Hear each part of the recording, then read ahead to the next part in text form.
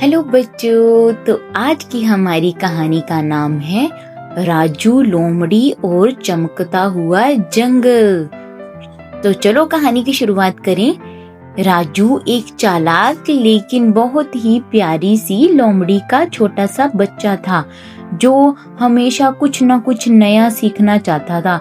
उसके अंदर हमेशा ये चाह रहती थी कि वो कुछ न कुछ नया सीखे।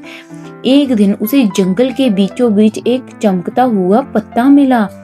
एक दिन फिर उसने सोचा, जैसे ही उसने छुआ पूरा जंगल सुनहरा हो गया और सामने दिखा एक द्वार।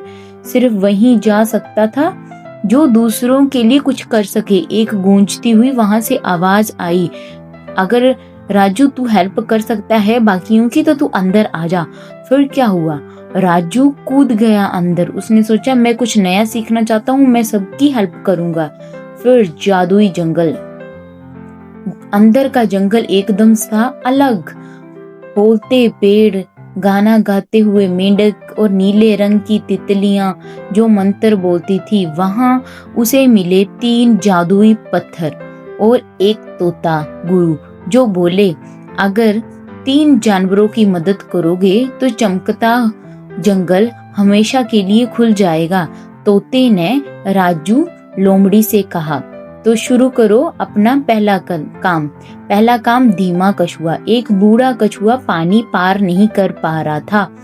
राजू ने देखा, फिर राजू ने उसकी पीठ पर केले के पत्ते बांधे और उसे धीरे धीरे से धक्का देकर नदी के उस पार पहुंचा दिया।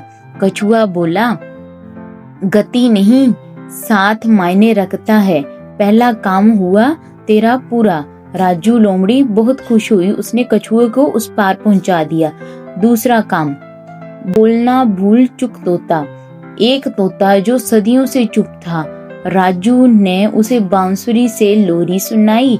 फिर वो हंसने वाला जादुई तोता बन गया। वो हंसने लगा क्योंकि वो पहले कभी नहीं हंसा हुआ था, वो बड़ा ही सैड रहता था। तोता हंस पड़ा और चिल्लाया, धन्यवाद राजू, दूसरा काम भी हुआ पूरा। मैं सदियों से हंसा नहीं था, तूने मुझे अपनी मधुर बांसुरी से हंसा दिया।